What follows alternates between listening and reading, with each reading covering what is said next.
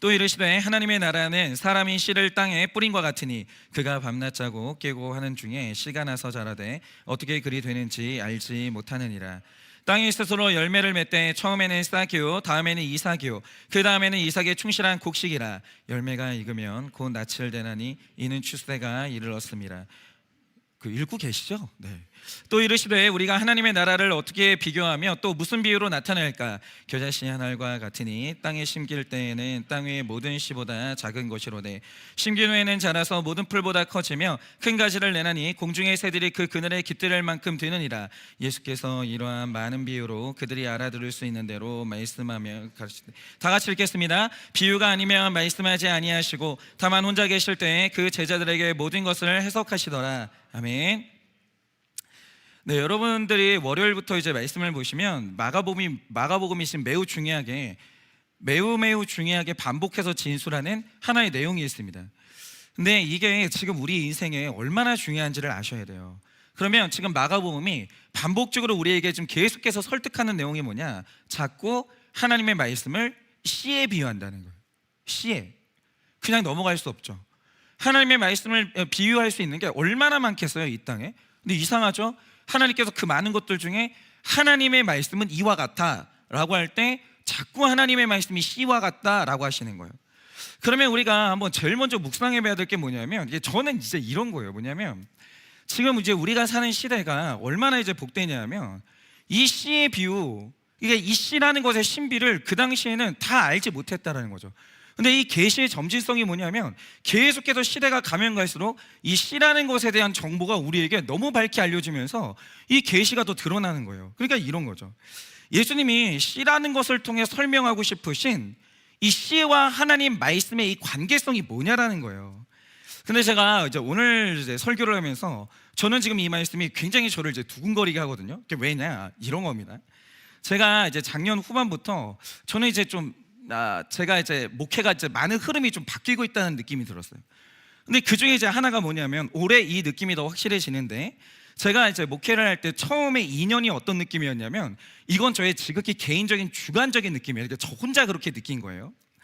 나라는 일꾼이 하나님의 명을 받아서 정말 지금 제가 사역하고 있는 이 땅에 보내심을 받았어요.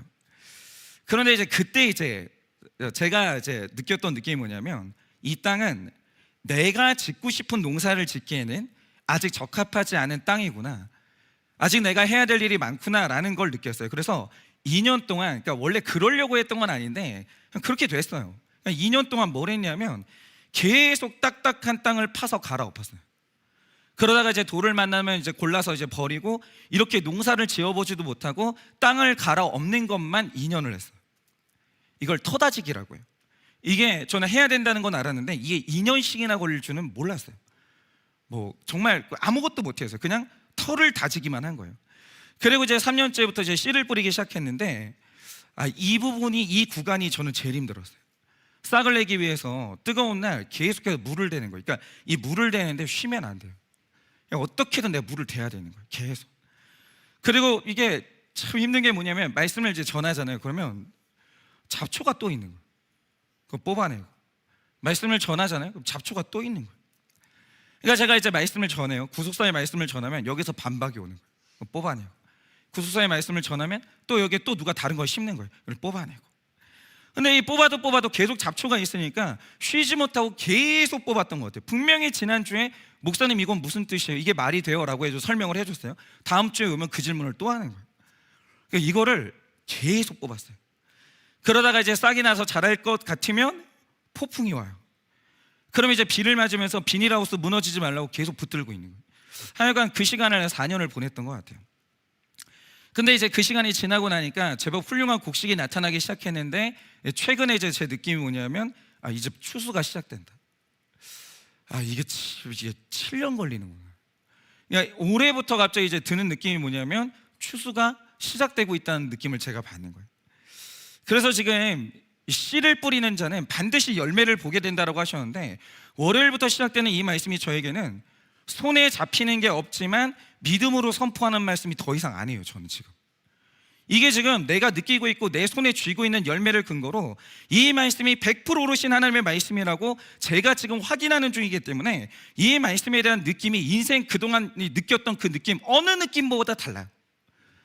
단 한 번도 저는 열매가 없었기 때문에 이 말씀을 받을 때 씨를 뿌리면 30배, 60배, 100배의 열매를 얻나? 믿어진 적이 없었거든요. 근데 지금 올해 이제 제가 묵상하는 이 말씀의 느낌 자체가 완전히 저는 달라요. 이게 하나님 말씀이에요. 이런 측면에서 오늘 말씀 한번 잘 들어보세요. 지금 하나님의 말씀을 지금 성경이 씨라고 하는데, 그러면 여러분 씨가 뭐냐? 제가 이제 계속 찾아봤어요. 찾아보니까 이 학술적으로는 아무거나 씨라고 하지 않아요. 아무거나 씨라고 하지 않고, 자, 어떤 껍질 안에 배라는 것을 품고 있는 것을 학술적으로 씨라고 해요. 그러면 이 제가 말하는 이 배가 뭐냐? 이걸 영어로 엠브리오라고 하는데, 이게 말하자면 이런 거예요. 남성에게 정자가 있잖아요. 이거는 학술적으로 말하면 절대로 씨가 아니에요. 왜냐? 정자 그 자체가 여성의 자궁 안에 있어봤자 영원 무궁토록 형질이 변하잖아요. 그냥 정자 그 자체예요. 그러다가 이제 어느 날 그냥 죽어지게 되는 거죠. 그런데 반대로 어떤 여성의 자궁 안에 난자가 있다라고 하죠. 이것도 씨가 아니에요. 왜냐? 난자 그 자체는 자궁 안에 몇 날 며칠 있어도 이게 그 형태에서 변하거나 자라지 않아요. 그냥 두면 영원 무궁토록 난자로 있다가 그냥 어느 날 소멸되고 마는 거예요. 그런데 어느 날 이런 일이 일어나요.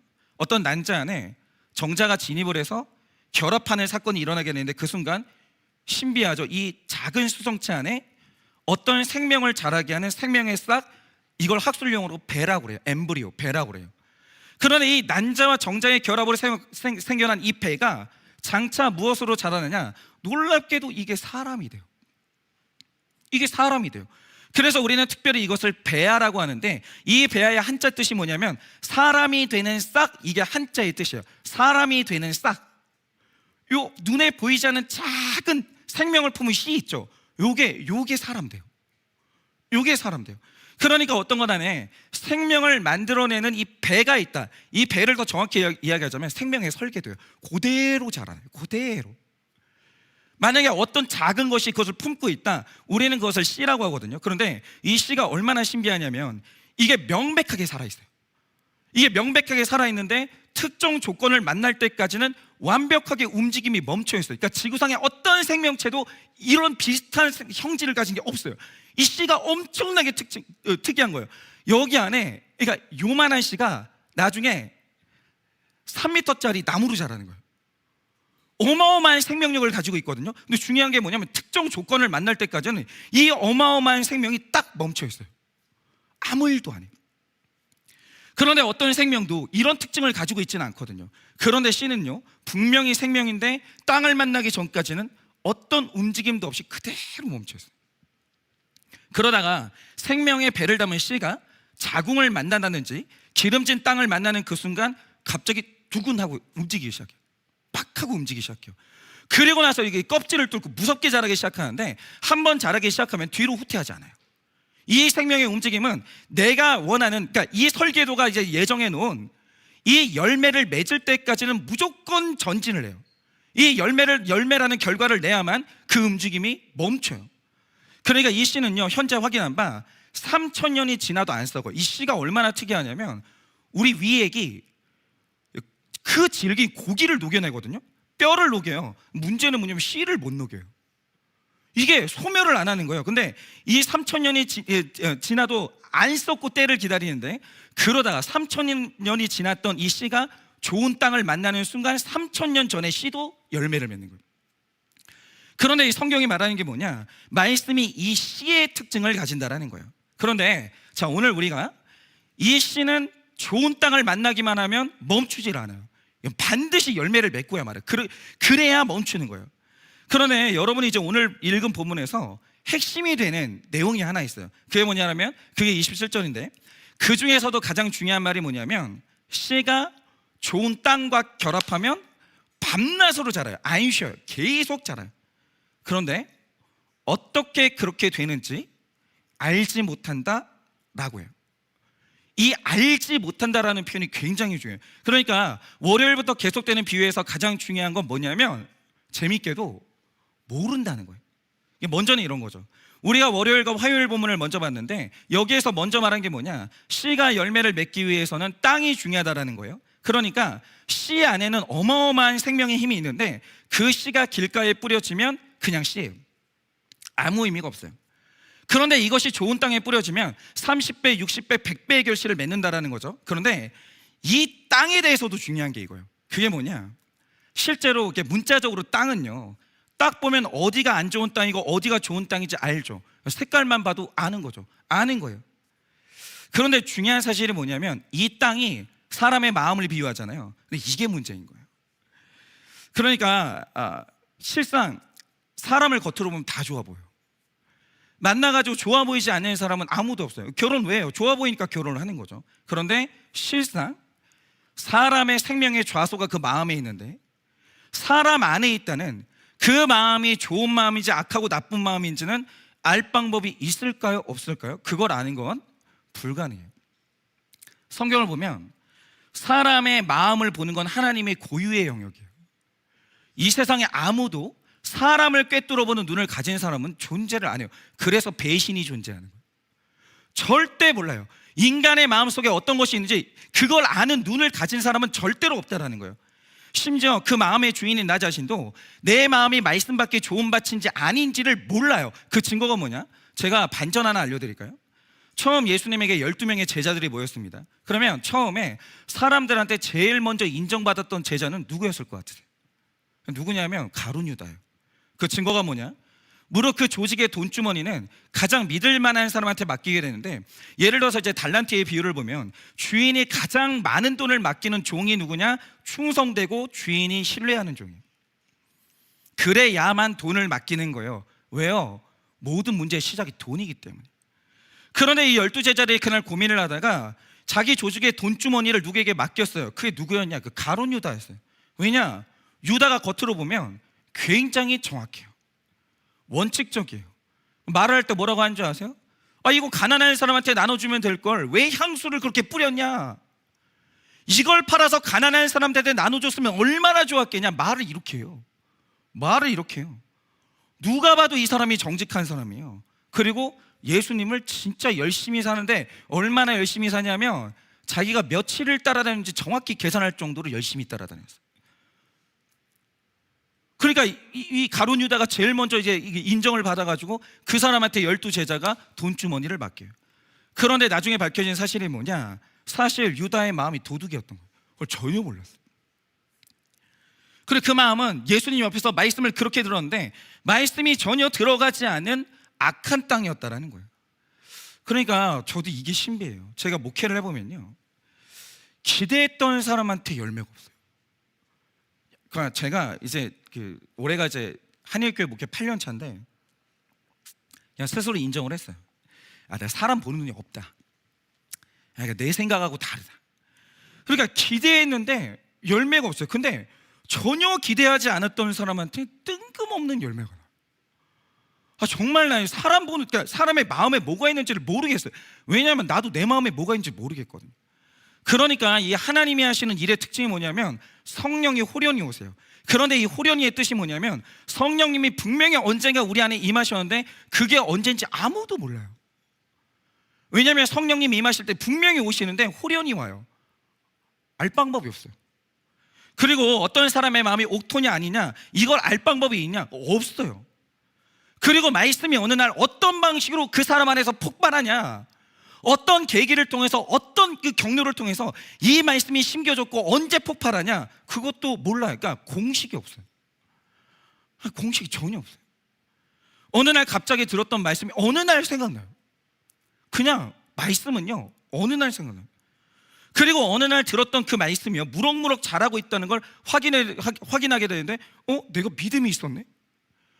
모른다니까요. 그러니까 어느 날 그게 싹 하고 나타나는 거예요. 그냥 어느 날 밤낮 자라다가 그냥 나와 있는 거예요. 싹이 나와 있는 거예요. 그래서 월요일 보면 또 오늘 말씀이 우리에게 계속 요구하는 게 있어요. 그게 뭐냐? 네가 옥토가 누구인지 알 것 같으냐? 모른다는 거예요. 이 말씀이 어떻게 누구에게 하나님의 나라를 싹 틔울지 네가 알 수도 있냐? 모른다는 거예요. 절대로 몰라요. 모른다라는 거죠. 근데 문제는 뭐냐? 그렇기 때문에 성경이 말하는 게 뭐냐면 뿌리라는 거예요. 차별하지 말라는 거예요. 아, 이 사람은 보니까 모태신앙이고 사람이 성정이 괜찮아, 이 사람한테는 뿌리고, 근데 저 사람 보니까 말씀에 베이스도 없고 뭐 아무것도 없어, 심지어 성품도 나빠, 그러니까 뿌리지 않고. 이러지 말라라는 거예요. 절대로 이러지 말라라는 거예요. 누구 마음이 옥토인지는 아무도 몰라요.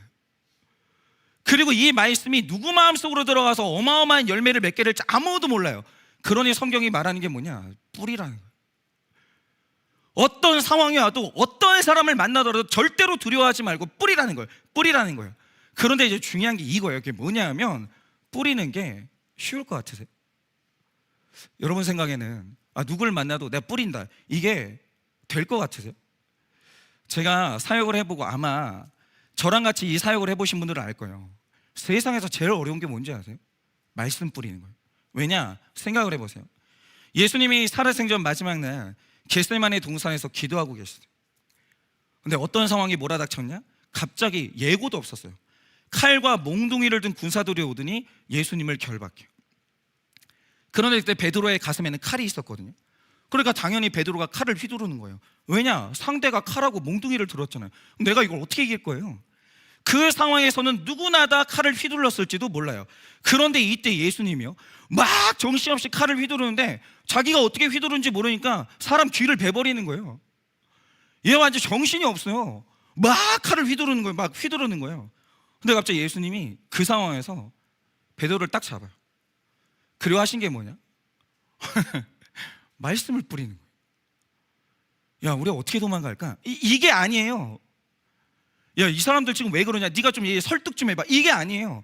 이 와중에 갑자기 베드로를 딱 잡더니 말씀을 심으세요. 베드로야, 성경 말씀에 칼을 가지는 자는 칼로 망한다고 했어. 칼 쓰면 안 돼.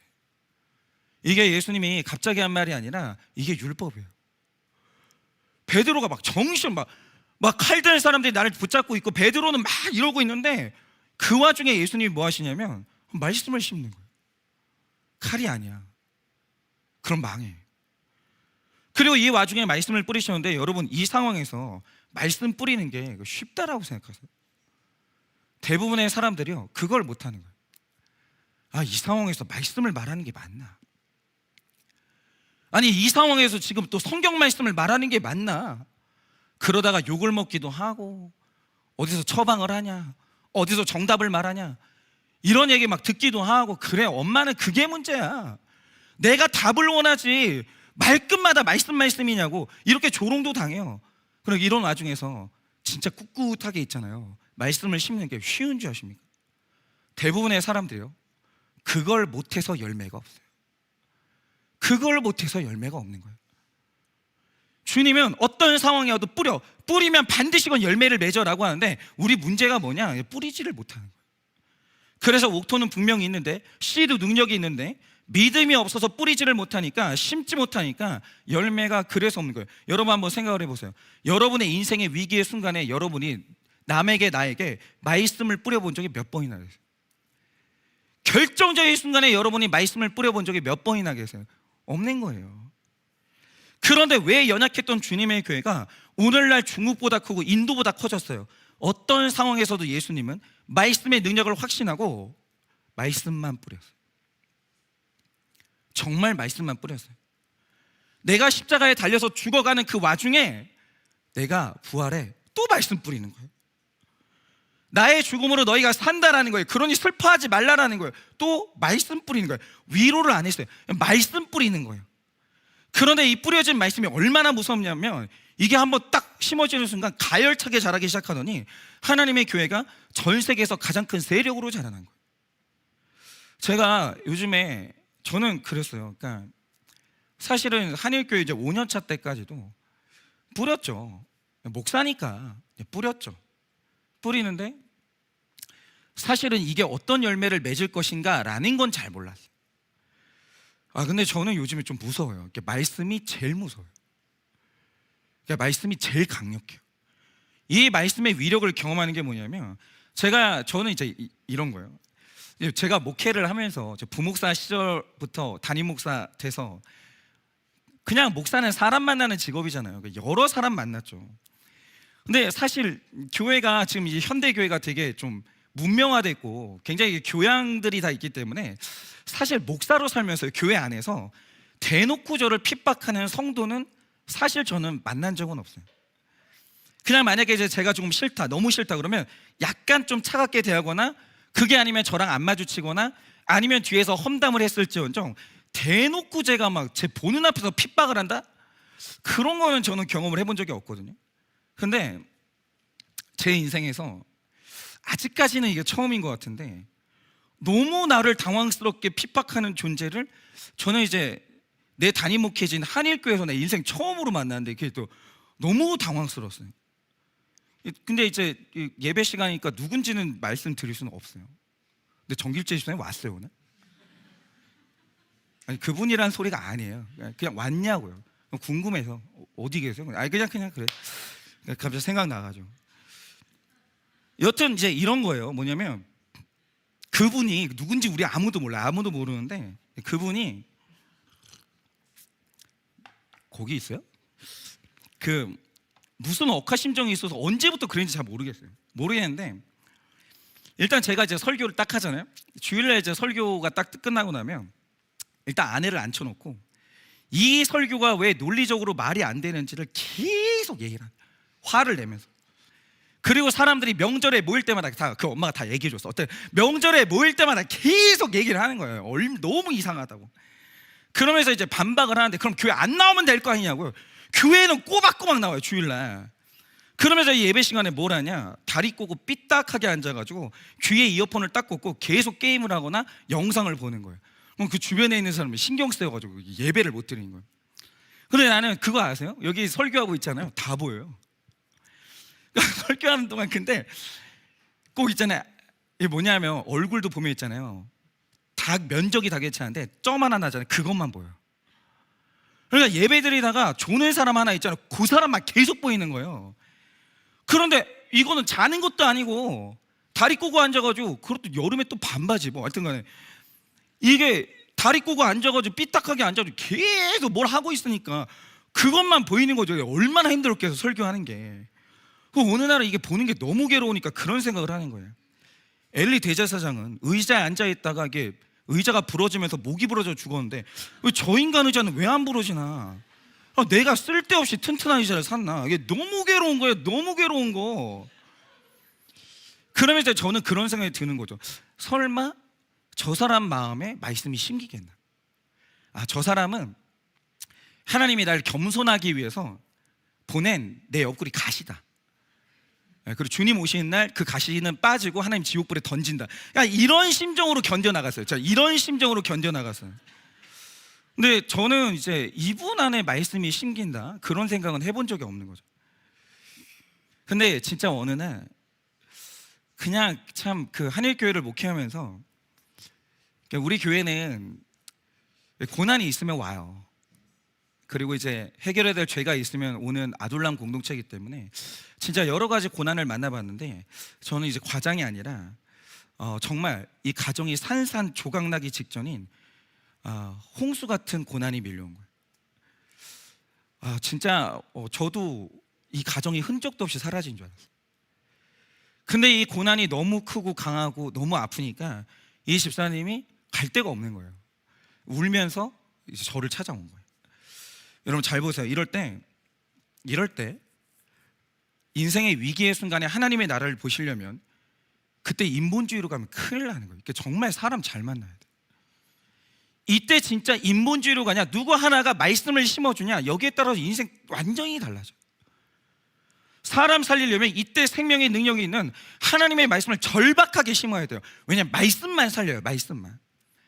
그러면 이제 저나 그 고난당했던 우리 집사님이 신기했던 게 뭐냐면, 집사라는 이 직분이 탄로났네. 어쨌든 간에 이 고난당한 이제 집사님이 신기했던 게 뭐냐면, 그때가 이분 이 고난이 시작될 때가 창세기 설교를 할 때인데, 하필이면 노아의 홍수 사건이 본문이었어요. 근데 이제 제가 이번 주에 우리 집사님하고 이제 이렇게 메시지 왔다 갔다 하면서, 집사님 혹시 고난 처음 왔을 때 그때 들었던 말씀 기억하시냐? 정확히 기억하는. 근데 어떤 말씀이었는지 아세요? 상황은 갑자기 홍수가 밀어닥치면서 다 물에 빠져 죽는 것 같은 상황인데, 그 주 시작되는 말씀이 뭐냐면, 고난이 오기 시작한 그 주의 본문이 홍수가 끝나고 물이 점점 마름해가 설교 제목이었어요. 물이 점점 마름해. 절대 우연 아니거든요. 저는 하나님 나라의 우연은 눈꼽만치도 없는 거예요. 참새 한 마리가 떨어져도 우연이 아니에요.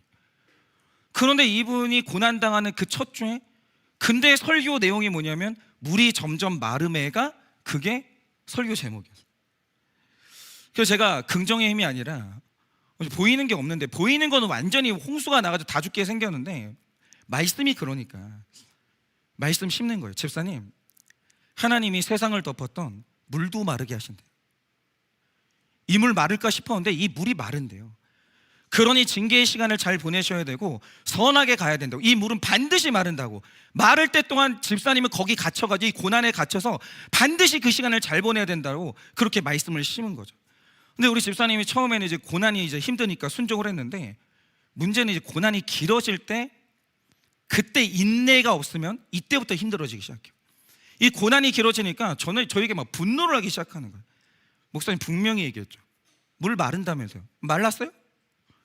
상황을 무시하고 나는 물이 점점 차오르고 있는데 죽게 생겼는데, 목사님 말씀대로 하다가 나 가만히 기다리다가 나 이러다 우리 가족 다 물에 빠져 죽는 거 아니냐고. 내가 지금 여기서 살려면 소송이 된 싸움이든 뭐라고 해야 되는 거 아니냐고. 근데 저는 그랬어요. 노아가 이 물 물러갈 때까지 딱 하나 한 게 뭐냐면 방주 안에서 조용히 있었어요. 아니 말씀이 이러니까 할 말이 없는 거예요. 저는 나도 이제 불안하긴 한데, 그분이 또 나 아니라고 난 문 열고 나가야 되겠다고. 근데 생각을 해봐서 그 말씀으로 보면 문 열고 나가면 어떻게 돼요? 다 물인데 물에 빠져 죽는 거예요. 살고 싶으면 그 안에 있으라고요. 말씀이 그렇게 얘기를 하는 거예요. 근데 뭐라고 얘기해요? 말씀이 그러는데. 근데 이분은 계속 화를 내고, 그러니까 저는 얼마나 두렵겠어요.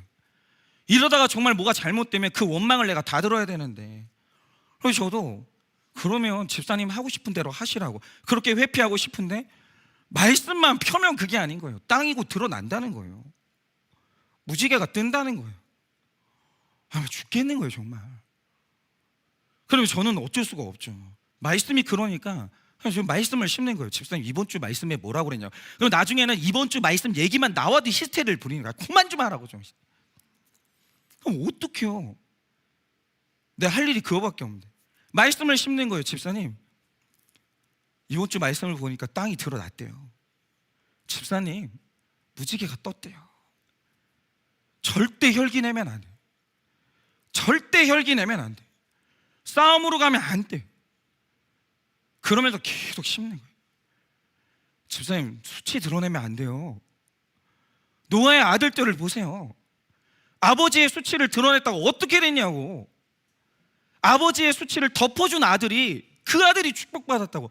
안 된다고, 안 된다고, 싸우면 안 된다고, 수치를 드러내면 안 된다고 계속 싸우는 거예요. 그러면 이제 집사님도 씩씩 대다가 또 꺾고, 씩씩 대다가 또 꺾고 그랬거든요. 그런데 그렇게 견뎌가던 어느 날 거짓말처럼 어느 날 갑자기 회복됐어요. 그냥 그날은 어느 날이었어요. 그날은 어느 날이었어요. 아무도 예상하지도 않았고 준비도 하지 않았고, 주님이 이렇게 오시는 건가 싶을 만큼 그냥 그 완벽히 소망이 없었던 그 상황에 그냥 어느 날 자고 일어났는데 회복됐어요. 근데 어떻게 이렇게 됐는지는 아무도 몰라요. 그냥 그렇게 됐어요. 정말 이 홍수에 휩쓸려다 다 죽을 줄 알았는데 무지개가 정말 뜬 거예요. 근데 제가 여기에서 놀란 건 그거예요.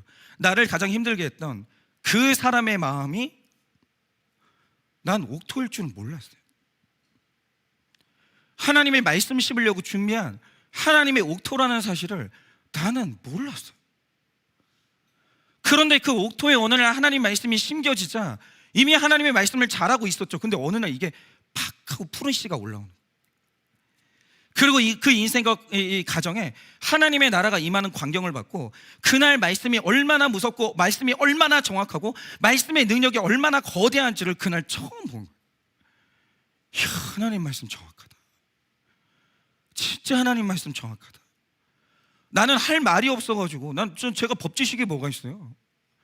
나는 할 말이 없어가지고 가진 게 이거밖에 없어서 그냥 뿌렸을 뿐인데, 이렇게 될 줄 모르고 뿌렸죠. 저는 무슨 믿음이 있어서 뿌려요. 아, 나랑 상관이 없구나. 씨는 씨를 뿌리는 사람의 인격하고 상관이 없는 거구나. 그러니까 그 씨 자체가 능력이 있는 거구나. 그러니까 우리는 어떻게 될 줄 몰라도 뿌리는 거구나. 근데 그날 너무 거대한 하나님의 말씀의 능력을 봤어요. 하나님의 말씀은 너무 귀해요. 이것만 우리 생명이고 이것만 우리 소망이에요. 이거 말고는 없어요. 이거 말고는 다 거짓말이에요. 이거밖에 없는 거예요. 그래서 저는 다른 게 없어요. 그냥 말씀 뿌려야 돼요. 내가 사람 못 살려요. 나한테 무슨 사람 살리는 능력이 어디 있어요? 우리 권사님도 우리 장로님도 우리 집사님도 안에 사람 살리는 능력이 뭐가 있어요? 우리가 뿌리면 말씀이 살리는 거예요. 그래 이런 거죠. 때로는 자기 행복이 영원할 줄 아는 사람들에게 심판의 말씀을 뿌려야 돼요. 그럼 기분 나빠요. 8년 동안 경험한 건 그거였어요. 다 기분 나빠요. 그래도 뿌려요. 자기가 인생의 주인인 줄 아는 사람들에게 겸손의 말씀을 뿌리는 거예요. 기분 나빠해요. 또 뿌리는 거예요. 죽어가는 사람에게 당신을 살리는 하나님이 계시다는 이 생명의 말씀을 뿌려요. 그럼 안 믿어요. 뭐 어쩔 수 없어요. 또 뿌리는 거예요. 여러분, 우리도 마찬가지입니다. 여러분 자신이 죽어갑니까? 우리 가정은 어떤 생명도 날 수 없는 죽은 땅입니까? 너무 암담하잖아요. 그러면요, 울어도 돼요. 그러니까 우리가 때로는 하나님하고 늘 우리가 믿음이 없기 때문에 늘 하나님께 좋은 말만 할 수는 없어요. 만약에 이제 인생을 살다가 너무 아프잖아요. 그러면 하나님을 향해서 원망해도 돼요. 시편의 기자들도 하나님 귀가 있냐고, 내 말 듣고 있냐고. 심지어 예레미야는 그랬어요. 하나님을 향해서 당신이 나를 희롱했지 않냐고 이렇게도 얘기했어요. 해도 돼요. 중요한 사실이 뭐냐, 그러면 다 했으면 뿌리시라고. 뿌리시라고. 그러니까 진짜 그런 날 정말 많았어요. 그러니까 이제 목회를 하다 보면, 아까 전에 뭐 우리 간사님도 이제 배신이란 말씀을 하셨는데, 뭐 저는 뭐 배신은 없는 것 같아요. 그러니까 제가 다 부족해서 일어난 일이고 제 삶의 결론이기 때문에. 근데 이런 게 있잖아요. 마음으로 진짜 사랑하고 의지했던 사람이 있는데, 뭐 저도 이제 별 인생이 아니기 때문에 이제 어느 날 떠나죠. 그러면 이게 뭐랄까, 나는 이제 장애인인데 내가 믿고 의지했던 이 지팡이? 이게 어느 날 사라진 거예요. 그러니까 그거 되게 휘청하잖아요. 그런 날 되게 많았어요. 진짜 휘청하는 거예요. 앞으로 어떻게 해야 되나. 그래서 어떤 날은 이렇게 아침에 하고 기도를 하면 그냥 계속 우는 거예요. 아, 하나님 나 못하겠다. 용기가 안 난다. 만약에 이런 일이 한 번 더 있으면 하나님 저는 복구가 안 돼요. 아, 저는 못해요. 진짜 이렇게 아무한테도 얘기하지 못하지만 울었던 날들이 많죠. 근데 중요한 사실이 뭐냐면, 울면 그 다음에 또 설교 준비하러 가는 거예요. 그게 제일 잘한 것 같아요. 되게 일이 많았죠. 일이 많았었는데 그 일 때문에 막 하나님 원망하기도 하고, 막 엎어져서 막 어떤 날은 설교 준비 너무 하기 싫어서 그냥 엎어서 자기도 했고 막 그랬어요. 근데 중요한 게 뭐냐면, 그러고 다 끝나면 그냥 또 설교 준비했어요. 그리고 다음 날 되면 또 말씀 뿌리고. 근데 어느 날 뿌려놨는데 그 씨가 일하기 시작하는 거예요. 그걸 구경하는데 너무너무 신기해요. 아, 이게 말씀이구나. 나는 일평생 그냥 이 말씀이 얼마나 대단한지만 말하고 살다 죽어야 되겠다. 그냥 이런 거예요. 의심 들죠. 저 사람 하는 말이 사실인가. 두렵죠. 중요한 거 이거예요. 두려울 수도 있고 의심해도 되는데 심으세요. 심으시라고요. 절대로 포기하시면 안 돼요. 절대로 포기하시면 안 돼요. 심는 거예요. 계속 심는 거예요. 자녀가 예배에 와서 자도, 내 배우자가 누워 있어도 말씀이 뿌려지는 예배에 데려오시고 휴대폰 켜놓고 온 집안에 말씀이 뿌려지도록 그냥 틀으세요. 그냥 켜놓으세요. 듣든지 아니 듣든지 그냥 틀어놓는 거예요. 그냥 뿌리는 거예요. 우리는 오늘 성경에 말하는 게 뭔지 아세요? 네가 어떻게 되는 줄 알아? 네가 말씀이 뿌려지면 이 말씀이 어떻게 자라나고 얼마나 거대하게 자랄지 네가 알아? 몰라도 돼. 근데 하나 말씀하시는 거예요. 뿌리라고. 누가 옥토인지 네가 알아? 모르잖아. 나 모르잖아. 그 말씀하시는 건 그거예요. 그러니까 뿌리라고. 그러니까 뿌리라는 거예요. 그러다가 어느 날 하나님의 때가 됐을 때 말씀이 심겨지는 그날 하나님의 나라가 임하는 것은 누구도 막을 수가 없는 거예요. 그래서 저는 그냥 뿌리려고, 그냥 뿌리는 거예요. 왜냐하면 하나님 말씀이 너무 대단해요. 하나님 말씀이 한 자도 땅에 안 떨어져요. 이 말씀은 반드시 열매를 맺어요. 반드시 열매를 맺어요. 여러분 잘 들으세요. 이거는 100%인데 만약에 여러분이 이 땅에 살면서 말씀을 막 뿌렸어요. 그냥 정신없이 뿌리다 보니까 내가 누구한테 뿌렸는지 잘 몰라.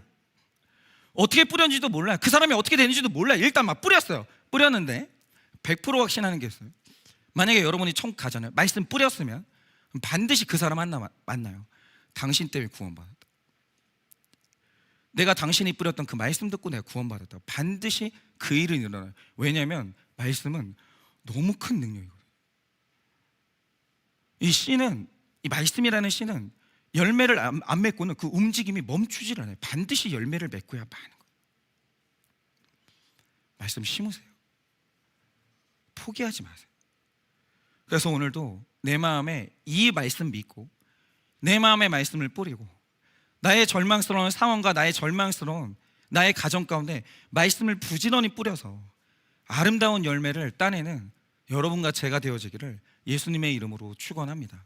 이 시간에 우리 찬양팀 나와주세요.